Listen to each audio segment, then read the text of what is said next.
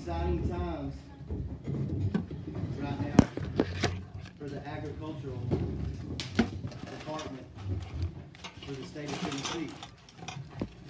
This crop could make us powerhouse in this business, in this country. There again, I keep stressing we gotta work together. That's why I do these meetings. That's why I do what I do. When I first started in this adventure, I started Hemp, help educate more people. That has been my #1 job. I didn't want to start a business. I wanted to start an industry.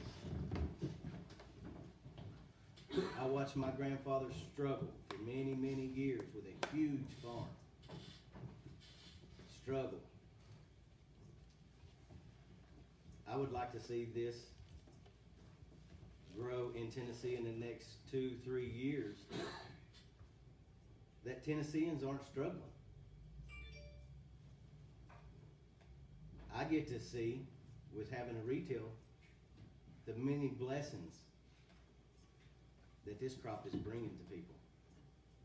A lot of people in this industry don't get to see what I get to see from the beginning of planting it to being able to help somebody with cancer or help somebody with autism. It's amazing. I think that this plant is very godly.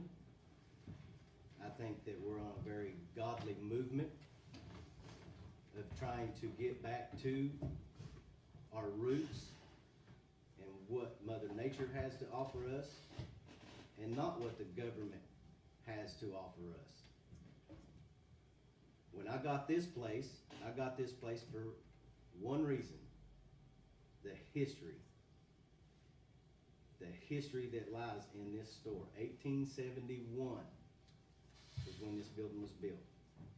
You got the oldest courthouse in the state of Tennessee across the street, that I'm sure that was issuing a marijuana tax stamp at one point in time, right when this stuff was being put into prohibition.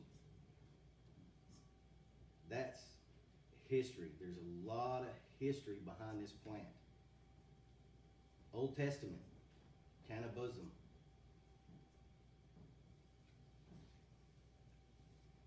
It's amazing to be able to do what I'm doing. The energy that's produced when we gather for this plant, the energy that's driving this stuff across the world right now. It's just not America, it's across the world. And work together. That's something that society has not done in a very long time, like the old farmers used to do.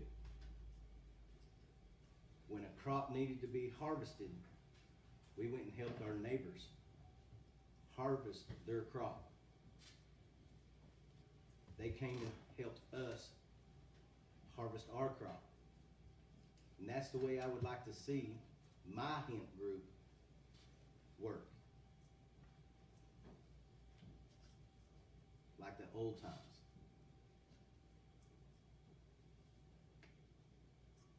How many people in here are going to grow this year? How many of you have already been approved? How many of you still need to turn in your applications? Please do that as fast as possible. Tennesseans are the worst for procrastinating. I know. Personally. They're going to get overwhelmed next week. They're understaffed. They're great folks. They have done everything in their power to work with us. And anything that we can do to make their lives easier, that's what we need to do. So with that being said, the ones of you that don't have your applications turned in, this evening before you guys leave, if you'd like, I can help you maybe answer some questions or tidy up so you guys can get that sent in the first of the week. You do have Valentine's Day next week. and then the deadline. This is going to be my last open forum meeting. From this point on, my growers meetings will be to the EastTHC group. I will also offer other classes and stuff throughout the future, and they will be paid classes.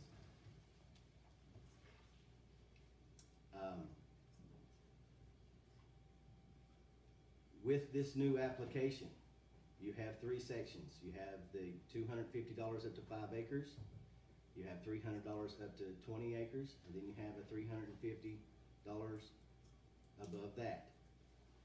And then you got a $150 test that you have to pay for each individual strain that you have on that farm. So if you have 2 strains, that's $300. If you have 4, that's $600. So go ahead and budget that in the beginning. Register all the land that you have. We don't know what the government's going to do. There's going to be a bunch of people register this year. It's going to get crazy in the industry this year in America. And who knows, the government may come in and say, okay, we're freezing the applications. Whoever has applications now, that's what you get. That's what you get allotted. Just like they done the tobacco. So if you have 25 acres, register it. $50, register it. Like I was telling the gentleman in the back, if you have 25 acres, you know, I may be interested in leasing some of it. Last year, I was not ready. I was not prepared by no means of what this industry is bringing to the United States. What I seen would take 2 years happened in 6 months. This farm bill passed, it went into effect January 1st. It totally pulled us from the Controlled Substance Act. Totally. They said that this bill was worth $867 billion in 10 years. I think we could all split one of those pretty good and be happy. So you're gonna have the big dogs coming. They're gonna be quiet about what they're doing. They're not gonna come to my meetings. But a Canadian company just spent, I can't remember how much it was, but they bought 50,000 acres. 50,000 acres In South Africa, mind you, in South Africa. with the sole purpose of raising. That's how big this industry is.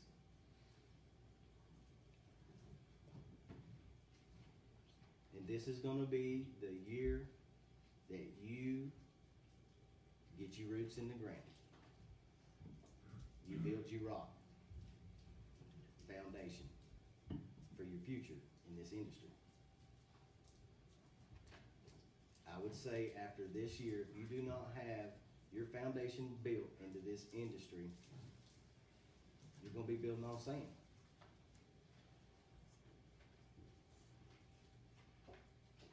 And it's gonna be a tough year. Seeds. How many of you are interested in buying seeds?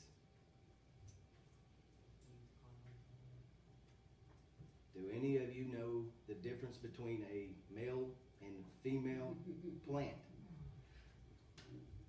How many of you that are buying seeds know the difference? I know the difference, but I ain't gonna buy seeds, you talked me out of it. So which one of those show gender first, male or female? Huh? Male. That's right. Males will show their gender first. Those that are buying seeds, how many of you are going to be growing an acre or more? That's good. Because the more seeds you have, the more chances of males you're gonna have. And a male can pop in 3 days.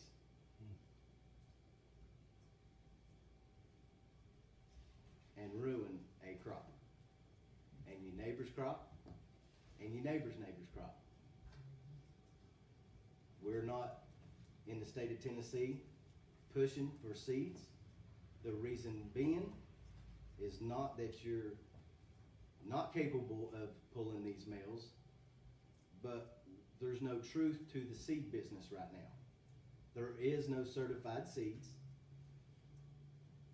Some of the big dogs in the industry last year bought seeds and they were bunk. They're not what they say they are. Even if you buy real feminized seeds, 1 out of 4,000 feminized seeds are still going to be male.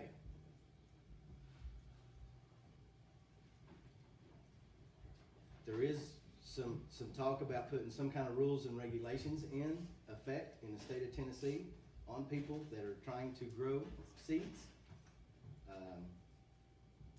Need to be very educated about the plant. Pretty much need to be breeders. I could see Tennessee being able to build an industry that this can be affordable for all farmers by using clones. Until top breeders in this state can come out with certified seeds where we know what they're going to do. We know that they're going to be stable. We know that they're not going to be hot. We know that they're going to be acclimated to Tennessee. My fault. Upper East Tennessee. Because Upper East Tennessee is totally different from West Tennessee. So what grows good here does not grow good out there, and vice versa.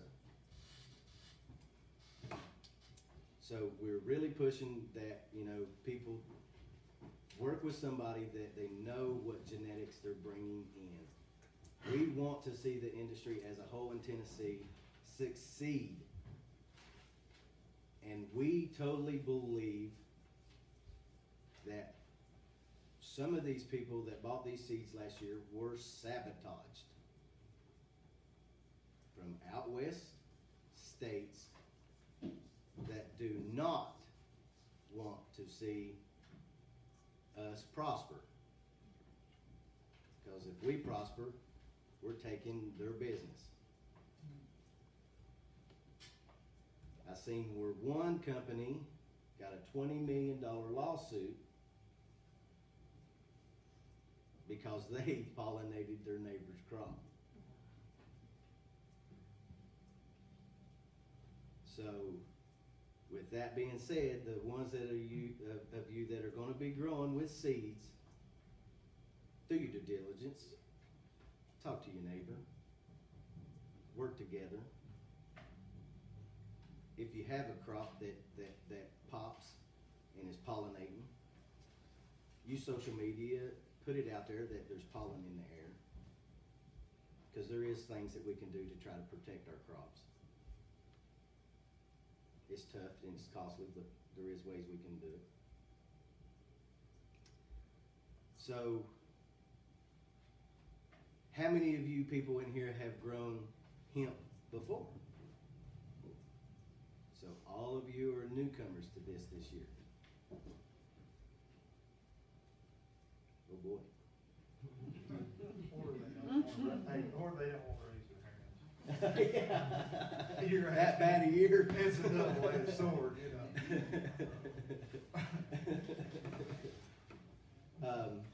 What I seen last year was a lot of closet growers coming out of the closet. This year I'm getting to see farmers. People that have sat back and watched last year and was like, dang it, did I miss the ride?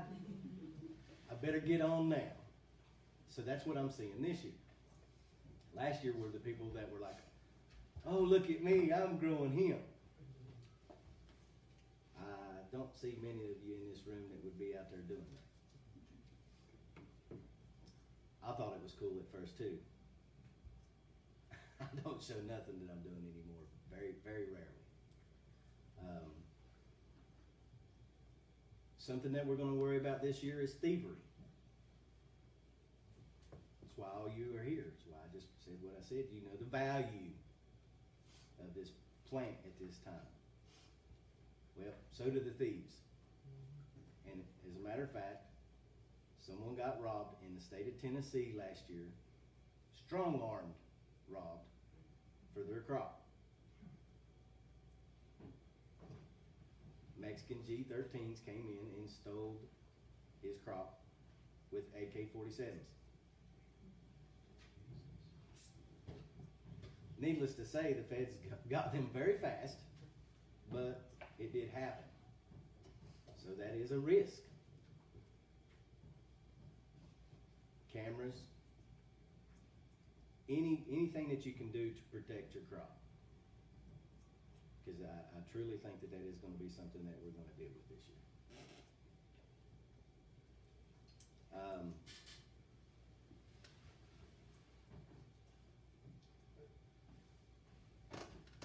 The guys that are thinking about stealing the crop, are they thinking they're stealing THC-based products? No.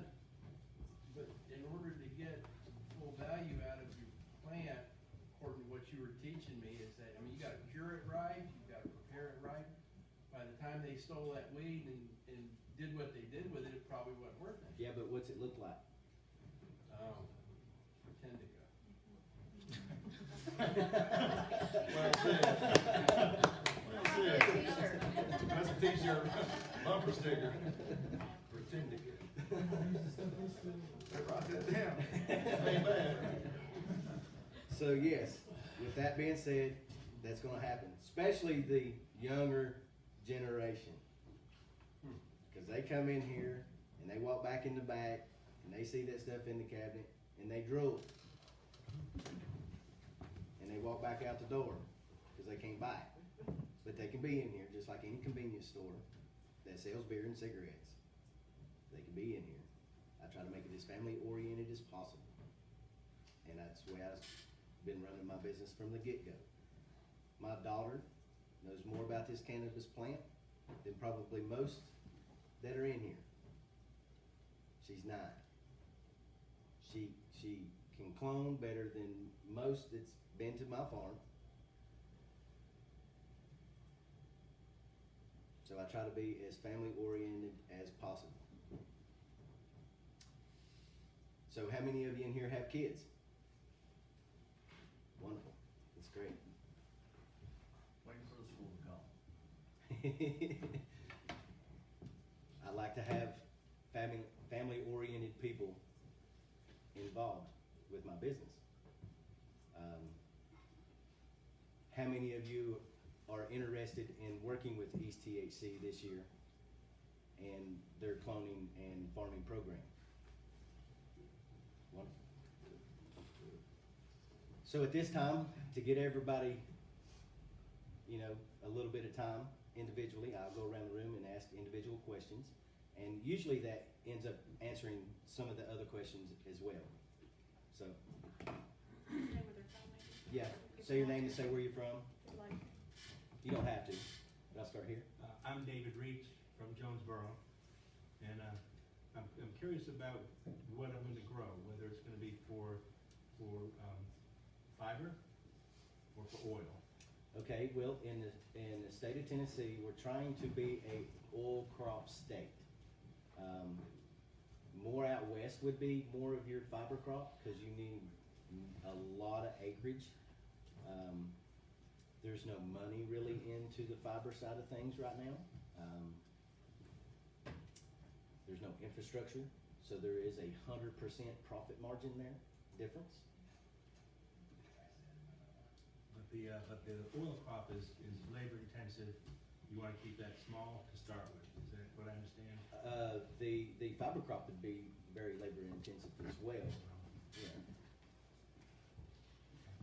You have more mechanized machinery for the fiber crop by using combines and stuff like that. But most folks around here don't have that equipment. Yeah. So, that's more for your big corn states, and I would love to see on the gas pumps, the little hemp leaf instead of the corn. Because we can make methanol and ethanol out of the stalk, and we can make biodiesel out of the seed. But as an industry, Tennessee isn't really a fiber crop state. We're actually in a little belt right here that is ranked top 5 in the world to produce triclone. Triclones are the crystals that are on the plant where we extract the cannabinoids. So with that being said, I mean, we can be top 5 in the world right here. Is that why you moved here? Oh, no, I was born and raised here. I see. Mm-hmm. Yep. Okay, thank you. I'm Tom Reach. We're gonna do the smaller size that you recommended. I know you said it varies. Can you give a little better idea of how many clones you should probably be putting down per acre? And Sure. I know it varies depending on your soil and a bunch of things. Okay, so your business model, how do you plan on planting and how do you plan on weed control?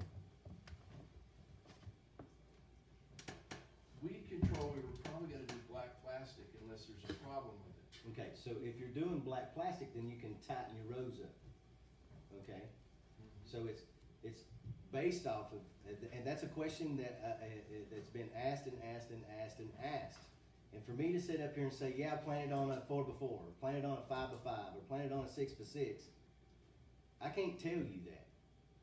I don't know what your business model is, how you're taking care of these plants. Are you auging holes? Are you gonna mow around it? Are you gonna run discs between them? Are you gonna cultivate it? You run in plastic? You gonna use smart pots? I mean, there's so many different ways that people are going to, have in their farming model. So I can't say that. I don't know what strain you're gonna grow. It varies from strains as well. Indica plants are smaller. Sativa plants are a lot bigger. They're huge. So, with that being said, you could get up to 3,000 indicas, 800 sativas. And each one of those have variances in styles that they grow. I know what my genetics do and how to plant what I'm going to be selling on all of those models. And I actually have at the research center all these different models set up so that the people that are part of my group, I'm not just focused on one individual technique of growing. That way, the best teacher's hands-on. So if I can bring my crew to a facility and have a day's training with you guys hands-on, then I know for a fact when you go back to the farm, you're going to have a lot better idea of what's going on. Therefore, in the end, I get to buy a better product. Therefore, in the end, East Tennessee shines across the country. As look at what they're doing.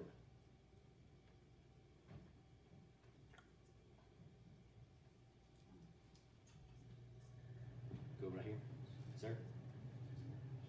Oh, Stephen Rennie Collins, I wanna do like an acre Yeah, right at the house. Yes. We can take care of it. right. And we're thinking about using an auger and putting plants in the ground. And what we wanted to know was about weeds and about fertilizer and how it grows best. What should the ground be to grow? You can't tell me, can you? I can't. I can't tell you. Okay. Yeah, I can tell you all that. For one, you don't want clay. It don't grow good in clay. It likes a drainable soil, but it does love water. But it don't like wet feet. So if I dig a hole, say 18 inches around 2 foot deep and it's, say, partly clay. I don't wanna work. with Watch clay. doing that, because if you dig down and you bottom out and you're in a clay, you'll make a clay pocket, which will hold water. Amen. So what would be the best way to do it, instead of augering, instead of using? Well, it's just technique of when you're augering. I augered a Oh. field last year, I done an acre auger, and it done very well. So just go down to, before it hit the clay, it stops. As soon as you see orange, stop. These roots are these roots for this plant are very strong. So do you put potting soil in that hole, or do you put the soil back in that you just augered out? There's so many different ways. So many different ways. And it's all based off of budget. Everything that you're gonna do is be based off your finances, so. If you're growing in plastic, say, you wanna do it like they do tomatoes, run the plastic and grip hose out. And I suggest that you spend that little bit extra to buy that biodegradable stuff you can till in. Because if you buy plastic, man, that stuff's a booger to get cleaned up. White plastic, black plastic, doesn't matter. There again, that's a financial, black's cheaper than the white. But he's correct, that biodegradable's fancy, you just plow it up. Yeah. You just plow it in the You ground, spend a next year it's gone. couple $100 more an acre, you figure $800-900 for the biodegradable. We were planning on doing, plastic and doing drip cloth underneath. Right. We have a good water source. Right. Yeah. You said it likes drained soil and doesn't like wet feet. So is drip, Oh, it loves a nice moist, there's a difference in wet You're feet. talking about like a marsh. Yeah, like if you was The all the drip hole and cloth, how that like bottom would end moist up. soil good. Right, Okay. drainable, aerated type. Yeah. And so when you mound, you're already making an aeration. Right.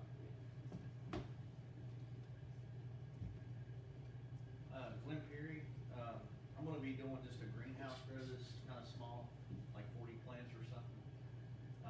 There's nothing too small, it's like contracting, no job too small. Right, right. One thing I did have a question about on the licensing, and I don't know if you know this or not, but, if something, cause I was talking to another person that's licensed, and they asked me if I'd actually got confirmation that they were processing my application, and I haven't got that. I emailed mine in and I paid the How long's it fee been? over the phone Monday, last Okay, week. yeah, they've not had time, give them at So- least a week. I guess my question is, since it's kinda getting close to the deadline, if everything that they've received up to the 15th they're gonna process, right? Do you know that? Yeah. Is that what they're doing? Yeah. So, if there's a mistake somewhere in it, is there gonna be some kind of a, Have they cashed your check? yes? Well, then they've done looked over your application, you're fine. They just Well, I paid that day. Okay. I literally emailed it and called in directly after emailing it, and then. They already looked paid at the it. fee. They wouldn't have took you money. So basically, once they took our money, we'll probably get, just hadn't got a confirmation. They're busy, they're very understaffed. Another thing I was running into is finding greenhouse supply stuff in this area. Good luck. Yeah. Yeah. I mean, a lot of the I keep stuff- getting the BS.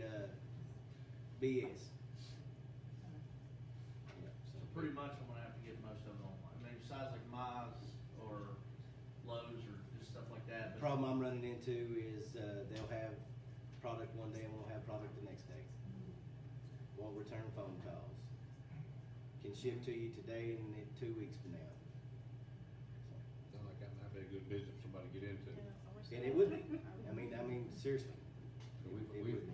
we've That is asked- something that we are lacking in the industry, is supply. We've asked a lot of questions and tried to Google and all this stuff. Right. And everything we've found so far is away from here. Yep. Africa, a place like. Knoxville. Yeah, It nobody is. can tell us anything, how to grow it, or how it goes around. In here, it's always away from everybody. Yep. And then, there you go again, you get into the big farm that's got the combine stuff, that's the video, that's all you see. You don't, there's no education or no, Right. supplies that you can purchase here. Right. And, the last question, is there any kind of average, so if I'm wanting to, if my end game is 40 plants, 40 good plants at the end, is there, should I get 10 more than what I plan on? I know that has a lot to do with how you take care of them and things, but, on average, is there so many that out of each plant that doesn't actually end up making or producing? Well, I sell clones, so I think you should buy as many as you can possibly buy.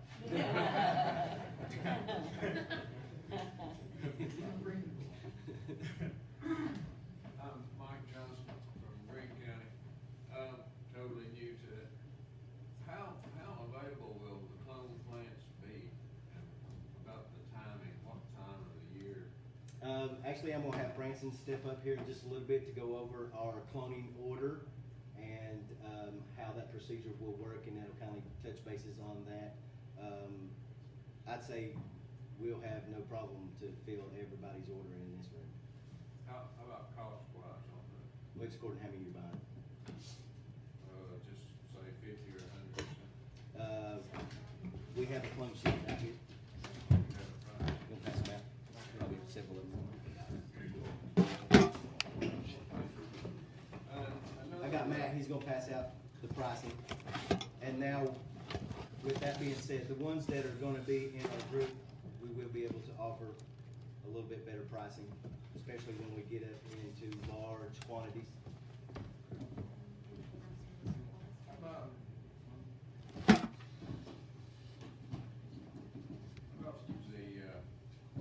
when it comes harvest time,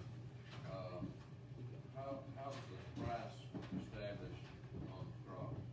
Just like tobacco, it's all about what kind of product do you actually have. You know, you had all kinds of different grades. You had a grader in tobacco that graded it. Same thing with this, you know, it has to be sent off for testing, so we know what the cannabinoid percents are in it. You know, we have to send it off for a full test to see if it has, you know, any kind of heavy metals in it. If it has heavy metals in it, I cannot buy it. If it has pesticides in it, I cannot buy it. If it's full of mold, I cannot buy it.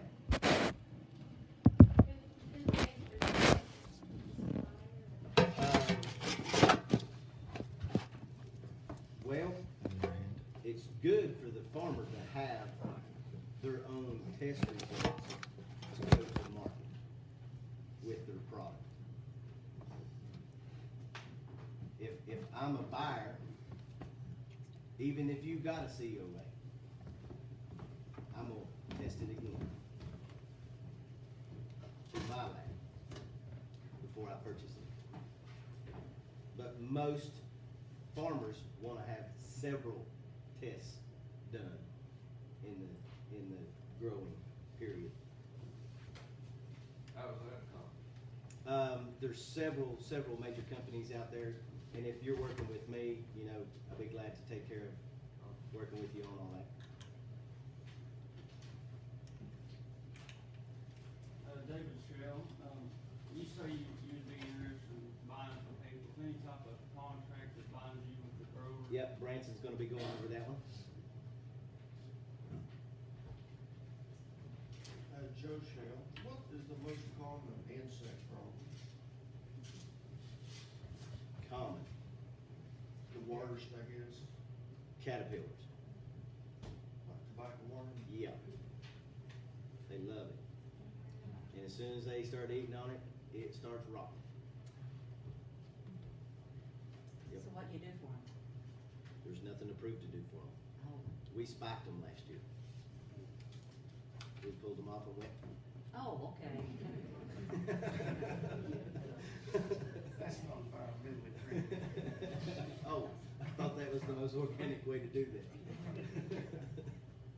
The bug issue, I've heard in multiple meetings, there's no approved pesticides or anything like that.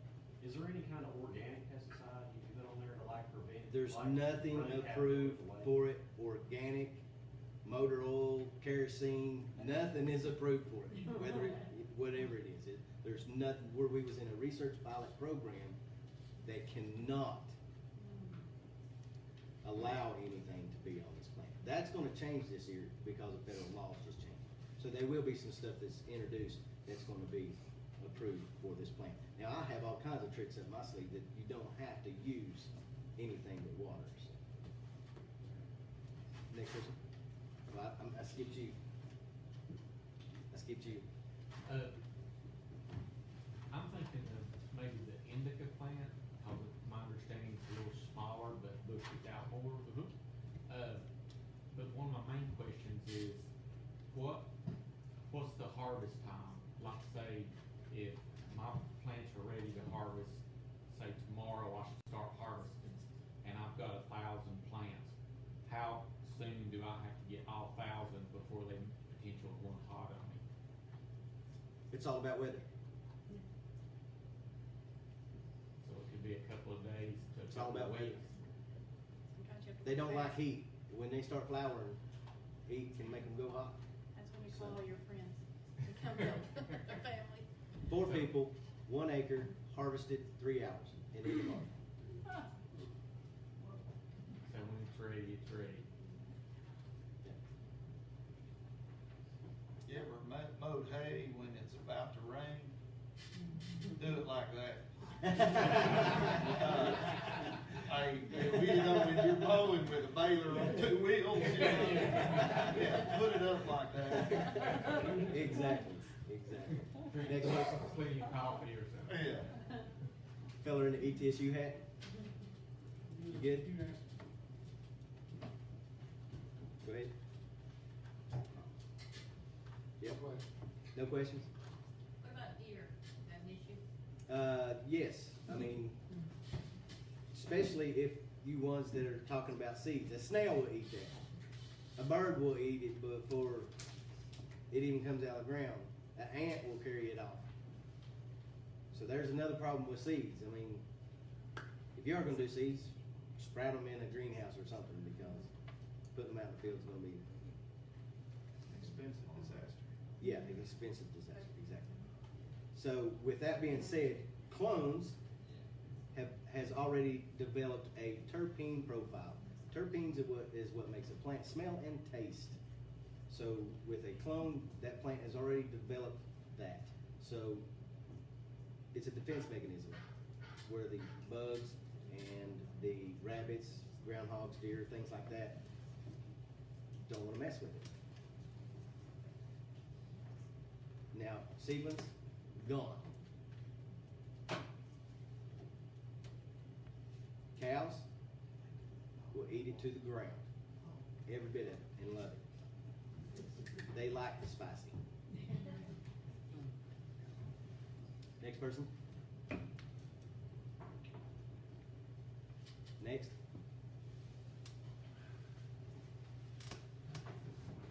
Yeah, the one turning around. You good? I got you. How about you guys over here? Good? For education like everybody else. Good.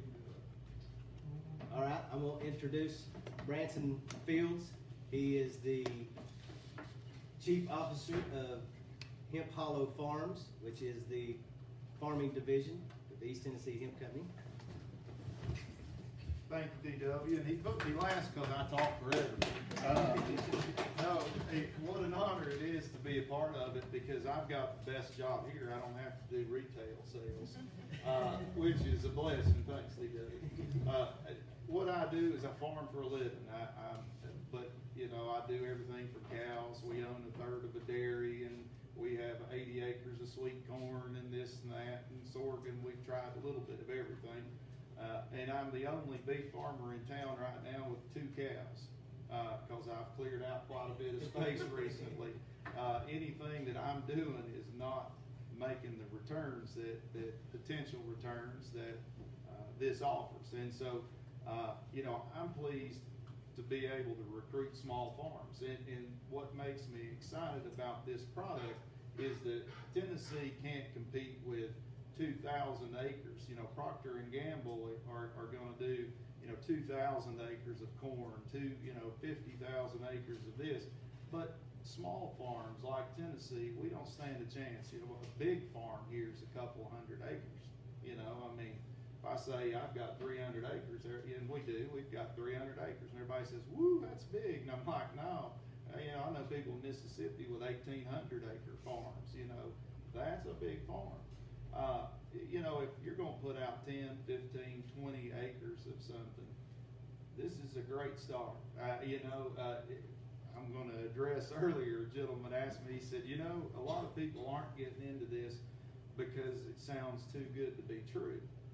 And it is, don't get me wrong, this is a lot of work. I mean, if any of you put tobacco out, you know, it's hard, but you gotta remember, the government's paid us for, you know, decades not to grow tobacco, so there aren't a lot of people that farm generally, and the ones that do don't raise row crops. I mean, you know, we keep out beef cows and stuff, but, you know, that's gentleman farming, you know, I just herd them into a trailer and make some money off of them. But it's hard work, putting something in the ground, keeping it tended and getting it out of the ground's hard work. But, you know, the returns are, you know, if you put out 5, 10 acres, you've made a good living for a year. You know, and there aren't crops right now that'll do that except this one. And so it's exciting to me. You know, DW said, I need a lot of this. And I said, well, there's no way I can raise that much, period. I mean, he could take, you know, 18-wheeler loads of this stuff. And he said, well, I need help recruiting farmers. And if any of you have talked to me on the phone, if you've talked to me, raise your hand. Bless your hearts. How long was that conversation? Yeah, bless your heart.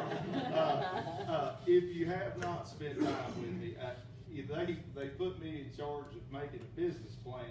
I apologize. It took me a napkin and about 3 points, and that was it. It was real simple. They asked a very simple person to come up with a business model, and I said, look, I farm, and here is the things that I would want to know to jump into this game. One, you know, I need to know where I'm gonna get this feedstock or this crop. I need to know where I'm gonna get clones, and I need to know that they were specifically designed for what I'm doing.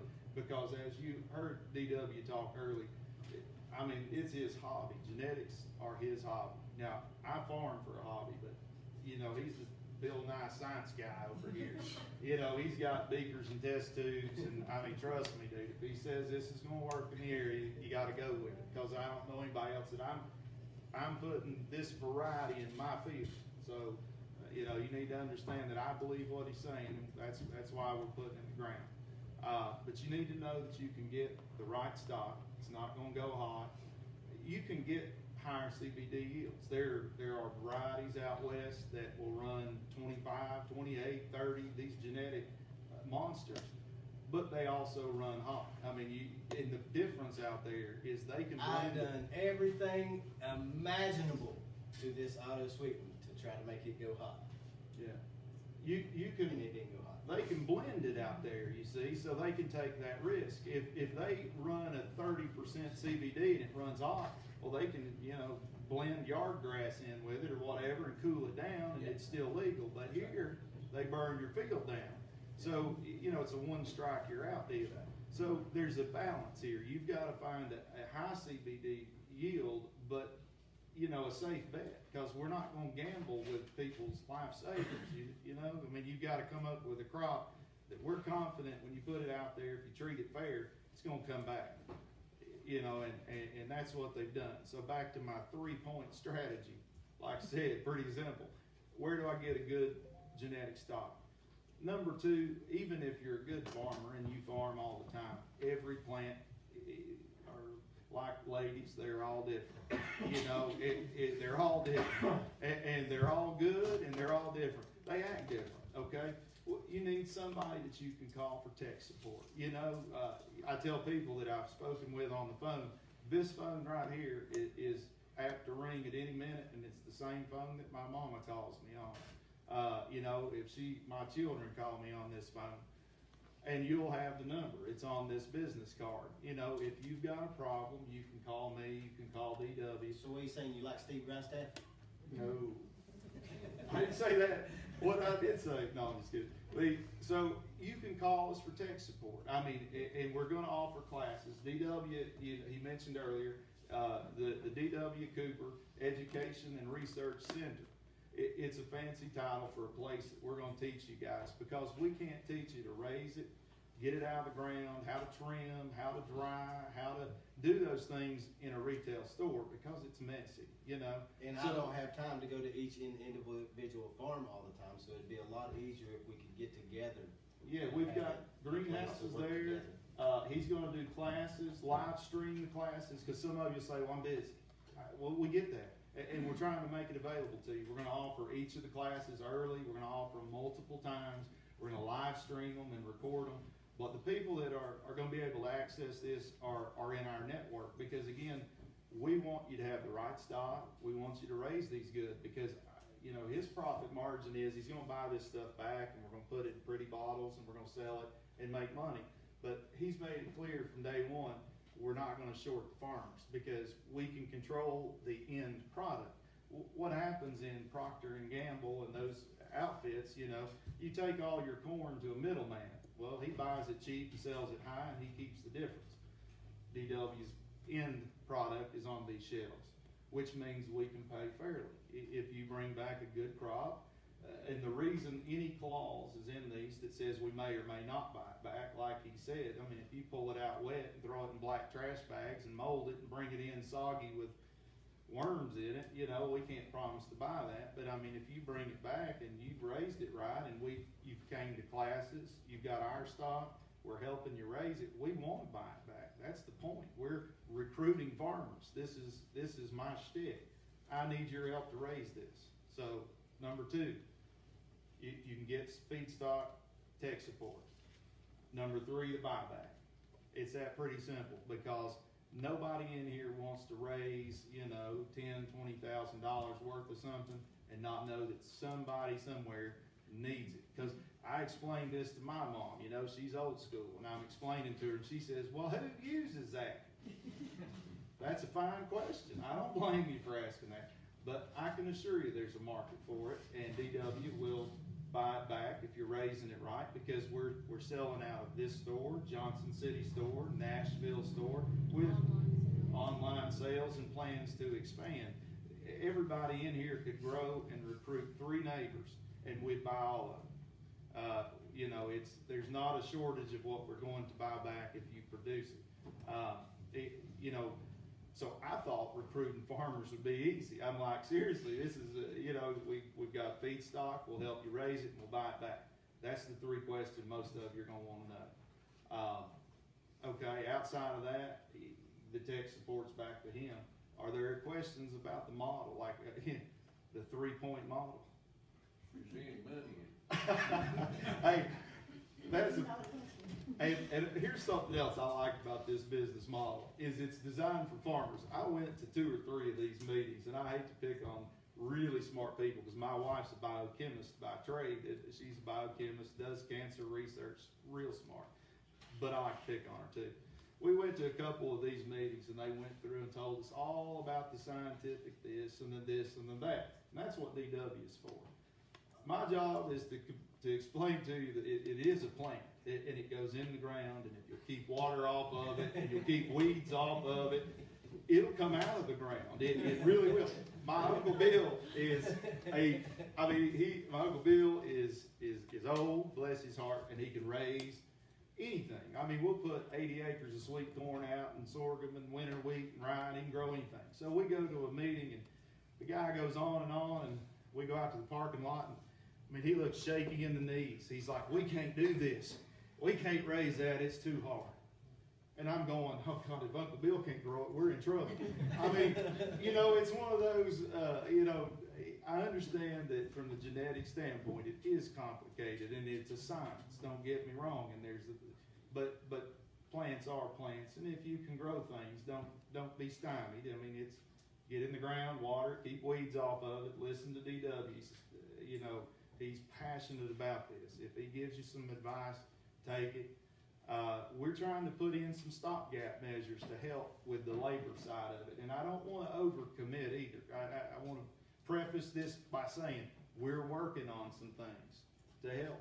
But you know, you can sit there and strip this stuff by hand, or you can run it through these like brush cutter things. They're old tobacco strippers, you know, but And all of a sudden, everything's in a bag that quick. You know, well, that sounds great, but they're expensive. You know, he pointed it out earlier. Everything you do, your business model is based on your budget. You know, those tobacco strippers are fantastic, but you know, it's an extra $1,500, $2,000, but man, you can run them through like a brush cutter, fire them out the other side. They make tumblers that you can pour this stuff into, and it'll tumble it and separate the buds and the leaves. So instead of you sitting there, you know, and inviting your kids over to have a sorting party or whatever it is, and hiring 10 people to do this, you stick in a tumbler and let it do the work for you. Sounds great. What, 8 or 10 grand, you know? They make all sorts of ways to mechanize this. What we're hoping to do is to help buffer some of that as a co-op. And I use that word. Every time I say it, he cringes. We're using coop instead of co-op now. This is the crazy coop. We're not a co-op, we're a coop. But you know, there's an economy of scale that some things make sense, and there's an economy of scale where Procter & Gamble are going to beat us because they can mechanize. But what if there's enough small farmers that work together?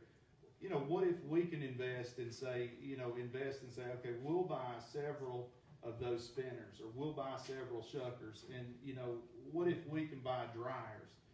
You know, would that help our farmers? Because if we can mechanize some of that at a scale, back to our cloning outfit, we're spending an outrageous amount of money to drop the price of clones. I'm just going to tell you, we're not going to make a lot on these clones at all. I had to build the grid. The power company has been at my house for a week, and I had meetings with the TVA. I mean, my meters you'll see my house from the space station. You know, we brought in, I have a 1,000 amp system put in, and they brought in new poles, and it's outrageous the money we're spending to build it. But the difference is you don't have to do that. We're going to do it. And now, if you're a farmer, we're not gardeners, we'll buy these things at gardening prices. But if you want to put out an acre, 2 acres, 3 acres, if we can drop the price down to $4 a clone and you're getting exactly what you want, we all win. And if you're going to go big or go home, you put out 10, 15 acres, I mean, what if we can negotiate off of $4? What if we can get them a hair less than that? You're not going to buy them anywhere cheaper. But the issue at hand is we need them in your hands. We win when you raise them, because remember, we got all these glass bottles back here. That's where he makes his money, is glass bottles. So we're not going to stiff you on planting, because I want you to buy, raise them and sell them to us. But then next year I want you to do that. So if I short you on the price, you're not going to grow for me next year, are you? I wouldn't. And I didn't come into this business with a bunch of money saying, okay, I want to build a co-op and I want all these farmers to make my money. No, I farm too. I get dirty.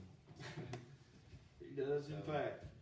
Bottom line is, you know, we're not going to stiff you guys on that, because we want you to keep growing for us year after year. I mean, the goal is to get enough small farmers together that we create an economy of scale, that we can mechanize as best we can, and we have limitations too. I just told you a bunch of money's going out right now at my house. My wife might divorce me if I buy any more equipment. You know, it's just how it is. But our goal is to try to help you guys get the product, raise it well, teach you the best that we can. We can teach you what not to do. We're not. I loved when DW said, "Look, we don't have all the answers either, because you might plant it in pots, you might plant it, you know, upside down. You might plant it in your barn. You might plant it with plastic. We don't know. I don't know every way to grow it, but we know a bunch of ways not to grow it. You know, and if we can help you, so you laughing up. I was laughing when you were talking about flooding, when you were talking about using the auger, and he said, "Watch out for clay." Well, that was my dumb self. And it was over blackberries. Had nothing to do with hemp. But I planted a bunch of generational heirloom thornless blackberries, planted them, and was so proud of myself I couldn't stand it. And they drowned it after the next rain because they filled up with water, flooded them, and killed them. And so, you know, what we've learned is what not to do. And we can save you some time. We can save you some money. What we're trying to do is share stories. You know, you might do something that's a disaster, and I'll stand up at the next meeting and tell everybody in here, but I'll leave your name out, don't worry. Or you might do something that's just a stroke of genius, you know, and we'll next year I might try it, you know what I mean? You might do something, I'm like, dude, I never thought of that, and put an acre of it out like that. This industry is gonna require creative farmers, not generational farmers, because nobody There's not knows. gonna be one single farm in here that's gonna be like the next person's, not in Tennessee. Generational farmers, it's funny now, I might look like it, but now I mow hay in flip-flops and cargo shorts and a sombrero, and when I go to the co-op, they look at me funny, cause I'm that guy. You know, I go to the co-op and they're like, you know, they give me that look. We're okay. Them cannabis growers. Yeah, he's not normal. And it's all right. See, we're recruiting non-traditional farmers because, you know, most of the traditional farmers, like my Uncle Bill, he's going to tell you, you know, I grow corn and I do this. And actually, come full circle, Uncle Bill's going to grow hemp this year. But I influenced that slightly. But anyway, you look around. This is not a traditional group of farmers. You know, you all can go with me to the co-op and we'll be looked at funny together. Because we're not trying to recruit traditional farmers. Nobody knows how to grow this. Well, there's a few.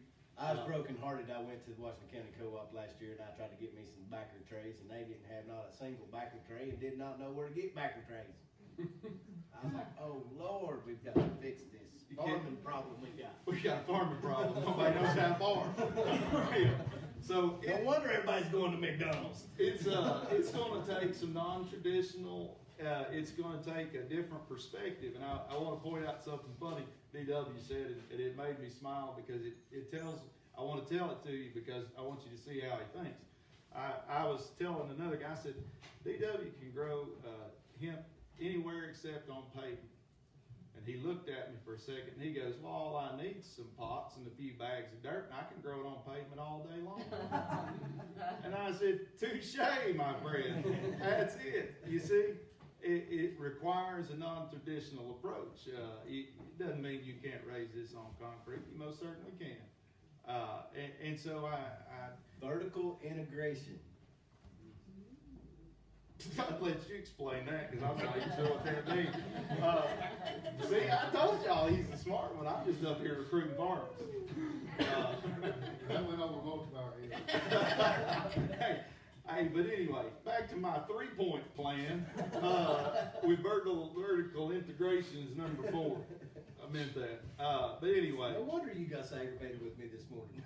Yeah, I don't. No, that's every morning. He is grouchy. Do not call him before 10, dude. I'm just warning you. You got his number. I got his number. Don't call him before 10. Let me get my plants watered first. I've got to water my plants first, and I'm good. And he has to be fed.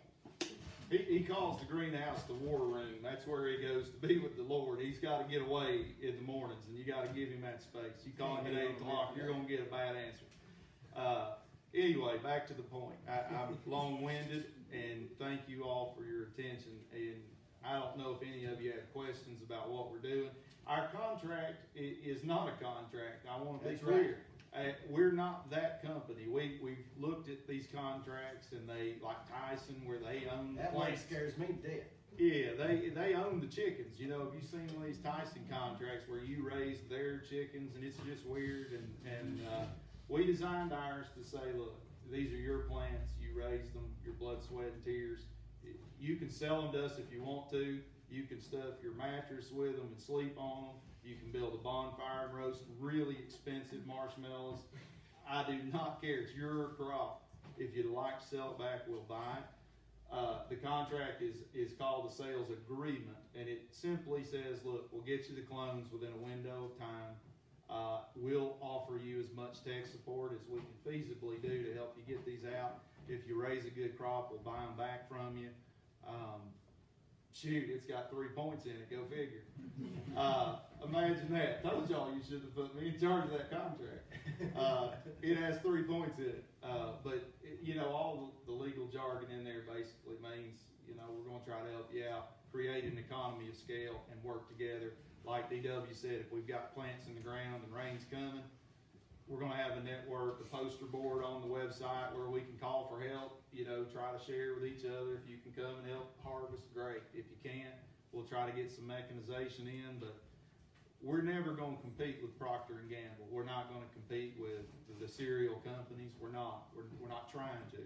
We're trying to have an elite, small product, homebrew, local. You ask why he moved to Tennessee. He didn't move to Tennessee. I went to high school with him right down the road. We're both from, you know, I rode school bus up that road out there. you know, Yeah, I got to learn a lesson in the back of that big building over there too, so. Ignore him. Many moons ago. But yeah, I mean, this is a local outfit. We're from here. You know, I've known DW longer than my wife. And you know, we went to school together, and we're all just trying to make a network that makes sense for small farmers, because you're not going to compete with Tyson. So what we got to do is find a niche. Beauty of this niche is we have the end product. We control the price structure at the end, which is the only way a farmer's going to succeed. If you only raise to sell to a middleman, whoever writes the contract is the winner every time. And so with this model, you know, DW said, I've got the end. I just need you to recruit people to fill in the middle, but we're skipping the middleman. We've got the farmer and then the shelf. And most of your contracts they want you to do is they want you to agree to a certain percentage point at a certain dollar amount. We're not doing that. The reason this model is like it is so if this person over here grows an A crop, this person over here grows a B crop, and this person over here gets a C crop, well, you don't want to pay the man that had the A crop what you paid the man with the C crop. That's not fair to the farmer, is it? Or if I agree to buy it back at $3.10, and the day I take it to market, it sold for $4.25. Guess who just got shorted? Yep. You know, I can tell you all day long, I promised to buy it back for $2. Yeah. Shoot, All day long. All day long. What you raise as much as you can, I'll pay you $2. Yeah. But what if it's worth $3.85? You know, and that's not fair either. So we're basing it on fair market price. So when it goes in, yeah, and if you don't, you can take it anywhere you want. I mean, My research and everything since I've started is for the small farmer. When me and Tara started this, we are Ma and Pa. We don't want to be Walmart. It's not who we want to be. We want to be Ma and Pa in our little old store in Jonesboro. And we're fine. Happy with this model. It's gonna be grown and raised and sold up. I appreciate your time, and let me tell you two other things. If you are, these contracts, agreements, when I have it, these agreements are for people that are interested in buying, not information. If you want information, my business card will be back here, Hemp Hall of Farms, with my number. Call it, and I'll answer any question that I can possibly answer or find the answer. But if you actually are like, yes, you know, I know we're planting 2 acres, and I know I want my name on the waiting list, because it's. And we already do have a waiting list, by the way.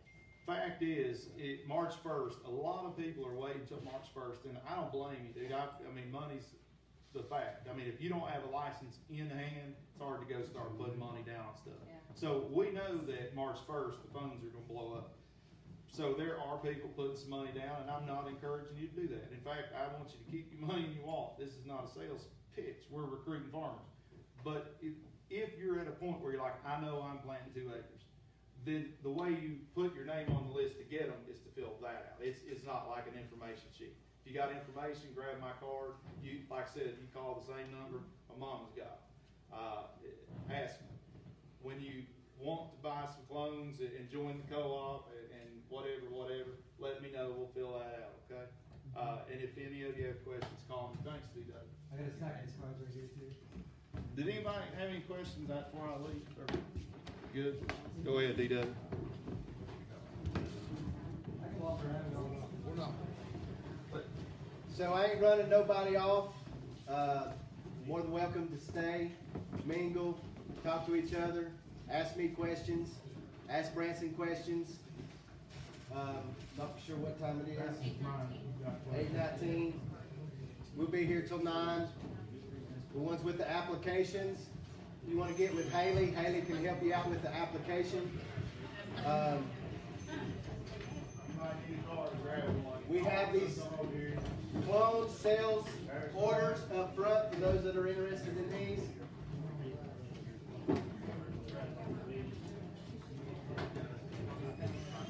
I'm gonna let y'all run after them because I don't know if there's enough for everybody, so.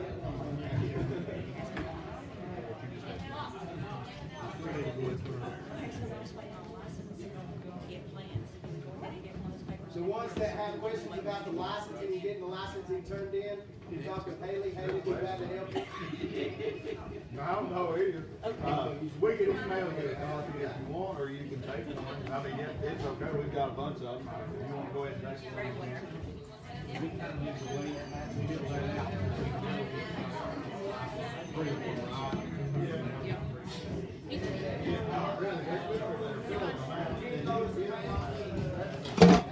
a lot of people that are saying, well, I'm like,